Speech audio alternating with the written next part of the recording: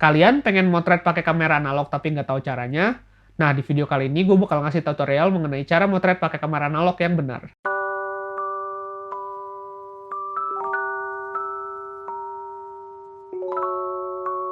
Jadi, kalian udah punya cukup uang untuk dihabisin buat beli film roll yang lagi mahal-mahal ini.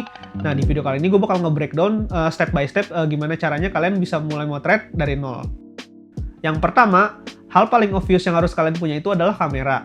Nah, basically cuma ada dua jenis kamera sih yang perlu kalian consider. Yang pertama itu point and shoot atau kamera pocket, dan yang kedua itu adalah kamera SLR. Nah, kamera point and shoot ini makanya sederhana banget. Kalian tinggal arahin ke objek yang kalian pengen foto, terus tinggal jepret tanpa perlu mikirin settingannya. Terus kalau misalnya gelap, kalian tinggal nyalain flashnya yang biasanya pasti ada di kamera point and shoot, dan tinggal jepret. Dan dijamin hasilnya tuh bakal bagus sih kalau misalnya kalian pakai flash di malam-malam. Kamera SLR kependekan dari single lens reflex, sedikit lebih advance dan lebih manual. Beberapa kamera SLR pemula yang banyak dipakai orang diantaranya adalah Canon AE1, Nikon FM2, Pentax K1000, Yashica FX3, Minolta X700, dan lain sebagainya. Nah, sebelum kalian memutuskan untuk beli kamera analog, ayah, ibu, atau mungkin kakek nenek kalian bisa jadi punya nih kamera analog di gudang atau di mana. Kalian bisa cari-cari dulu. Kalau misalnya emang nggak nemu, kalian bisa nyari di marketplace kamera analog untuk dapetin best deal. Keep in mind kalau sekarang tuh harganya lagi agak-agak mahal sih. Jadi kalau bisa cari yang harganya relatif lebih murah, jangan sampai kemahalan dan overpriced. Setelah punya kameranya, pastiin juga buat tahu jenis baterainya itu apa. Yang paling umum itu ada baterai CR2 dan baterai LR44. Bahkan kamera pocket juga udah ada yang pakai baterai A2. Nah, kalau misalnya kalian mutusin buat beli SLR, biasanya kamera yang kalian beli itu udah langsung sama lensanya. Dan umumnya punya focal length 50mm, yang mana itu merupakan focal length yang paling cocok buat pemula. Karena di focal length tersebut, itu setara sama jangkauan mata kita ngelihat suatu objek. Sebenarnya focal length itu apaan sih? Intinya, jarak antara lensa ke sensor gambar di mana suatu objek itu menjadi fokusnya. Yang perlu kalian perhatiin sih sebenarnya angkanya. Semakin kecil angkanya, maka field of view-nya itu bakal makin lebar. Contohnya lensa 35mm, 28mm, atau 24mm. Kalau semakin besar angkanya, berarti field of view-nya bakal makin zoom tuh. Nah, biasanya disebut lensa tele. Misalnya yang paling umum itu ada 105mm, 85mm, 200mm, dan seterusnya. Nah, kalian udah putusin pengen beli kamera yang kayak gimana? Kalau misalnya udah, yuk kita lanjut ke poin berikutnya. Selanjutnya adalah film. Basically, cuma ada dua jenis film yang paling umum digunakan, yaitu film black and white dan film warna. Film warna rekomendasi untuk pemula itu ada Kodak Color Plus 200, Kodak Gold 200, dan Fujicolor C200. Walaupun Fujicolor C200 sebenarnya udah jarang banget ditemuin di pasaran. Kalau kalian mau yang lebih bagus lagi namun harganya lebih mahal, Kodak punya film profesional bernama Kodak Portra. Nah, di situ ada Kodak Portra 160, Kodak Portra 400, dan Kodak Portra 800. Film black and white cenderung lebih murah dibanding film warna. Nah, yang terkenal itu ada film Ilford HP5, ada FOMAPAN, dan ada Kodak Timex 400. Sekarang saatnya kita load filmnya. Untuk kamera pocket, karena umumnya otomatis, kalian tinggal perlu buka belakangnya, masukin filmnya kayak gini, tarik keluar filmnya sampai sini di pengaitnya, kemudian tinggal tutup lagi backnya. Nanti film kalian akan otomatis ke-load dan siap jepret. Kemudian untuk kamera SLR, umumnya layoutnya sama. Cara buka film backnya adalah dengan mengangkat tuas di sebelah kiri. Tuas ini juga berfungsi untuk muter filmnya dan masukin film balik ke kanister ketika udah selesai motret. Perlu diperhatiin beberapa kamera punya pengunci di tuas ini, misalnya Nikon FM2 atau Nikon F3. Jadi tekan dulu penguncinya baru tarik tuasnya. Lalu masukin filmnya, dan turunin balik tuasnya supaya nyangkut di kanister.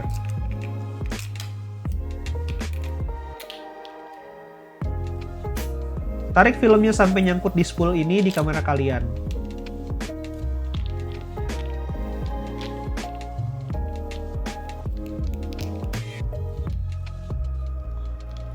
Setelah nyangkut dengan kuat, kokang pelan-pelan sampai filmnya muter dan ketarik dengan benar.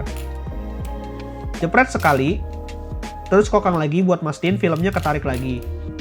Kalau misalnya udah ketarik dengan benar untuk kedua kalinya, tutup back kameranya dan jangan lupa untuk jepret lagi. Setelah ditutup, coba kokang lagi dan pastikan tuas di sebelah kiri ikutan muter. Kalau dia muter, berarti kalian masang filmnya udah bener nih.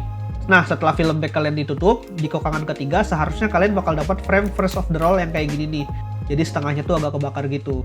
Jangan lupa cek juga di film counter kalian apakah udah nunjuk angka 1. Kalau udah, kalian siap buat motret.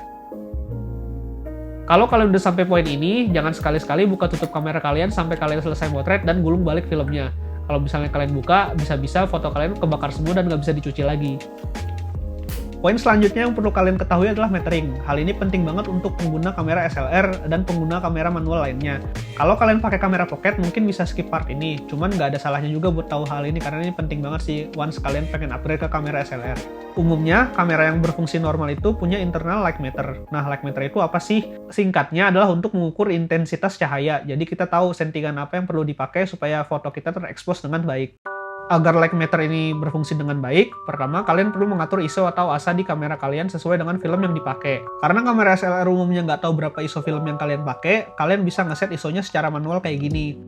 Informasi ISO biasanya ada di kotak film yang kalian beli. ISO atau ASA adalah seberapa sensitif film kalian terhadap cahaya. Semakin tinggi angkanya, semakin sensitif filmnya. Tiap kamera punya mode metering yang berbeda-beda. Kalian bisa ngecek dengan mencet shutternya setengah, kemudian lihat di viewfinder. Di sana bakal ada indikator lampu merah yang menyala. Nah, sekarang mari kita bahas hal yang paling penting, yaitu exposure. Tadi kita udah ngebahas sedikit mengenai ISO. Sekarang mari kita bahas mengenai f-stop atau aperture dan juga shutter speed. Tiga elemen ini bakal menentuin gimana hasil akhir dari foto kalian. Nah, kesinambungan antara tiga elemen ini dinamain segitiga exposure atau exposure triangle. Aperture atau f-stop adalah seberapa besar atau kecil lensa kalian terbuka. Istilah bahasa Indonesianya sih bukan lensa ya. Angka aperture ini bisa kalian lihat di lensa kalian. Biasanya sih angkanya antara 1,4 sampai 22. Semakin tinggi angka aperture-nya, maka depth of field foto kalian juga akan semakin luas. Artinya objek fokus akan semakin jelas sampai ke background, tapi makin sedikit cahaya yang masuk. Sebaliknya, makin kecil angkanya, maka depth of field-nya akan semakin shallow, dan kalian akan mendapatkan efek blur pada background atau istilah bekennya itu adalah bokeh. Artinya, semakin banyak cahaya yang masuk. Lalu, kalau shutter speed sendiri adalah seberapa besar shutter di kamera kalian itu terbuka. Biasanya range-nya antara 1 detik sampai 1/1000. Nah, kalau misalnya kalian foto tanpa tripod, gue ngerekomendasiin buat speednya itu maksimal di 1/30. Di bawah itu, kemungkinan besar foto kalian bakalan ngeblur karena motion blur. Kayak yang gue bilang tadi, kalau mekanisme light meter itu beda-beda, gue ambil contoh misalnya Nikon FM2. Kalau dia itu indikatornya cuma ada plus atau minus. Kalau misalnya shutter speed kalian udah benar, dia akan di tengah-tengah plus dan minus. Cuman kalau misalnya settingan kalian underexpose, dia bakal ada tanda minus. Sementara kalau misalnya hasil kalian overexpose, dia bakal ada tanda plus. Jadi pastiin kedua-duanya plus dan minus itu ada di viewfinder kalian.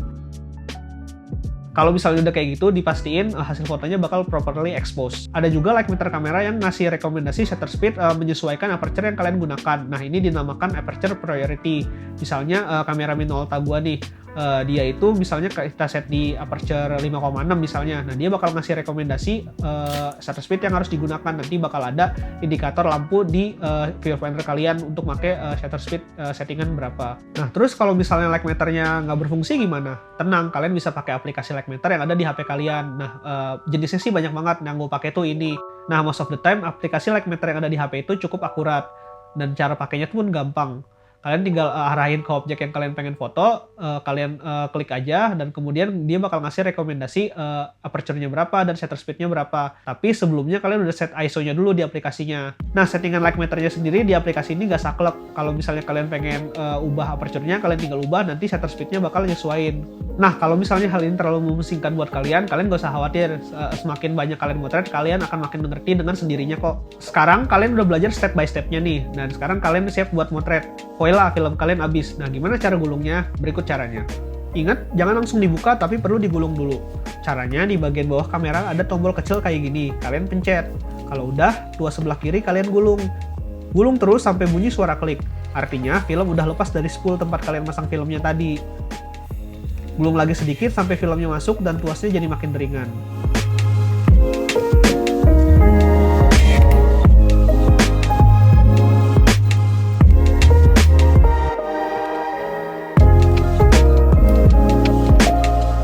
Kalau udah, kalian bisa buka tutup kamera kalian lagi. Sekarang film kalian udah siap untuk dicuci. Gimana caranya? Kalian tinggal bawa film kalian ke beberapa lab yang udah banyak tersebar di beberapa kota.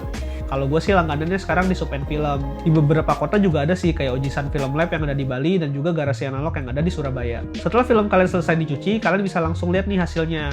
Kalau misalnya ada light kayak gini, kalian mungkin perlu servis kameranya dan ganti light seal. Kalau misalnya fotonya gelap, mungkin kalian meteringnya kurang tepat, atau bisa jadi juga light meter internal kalian udah mulai rusak nih.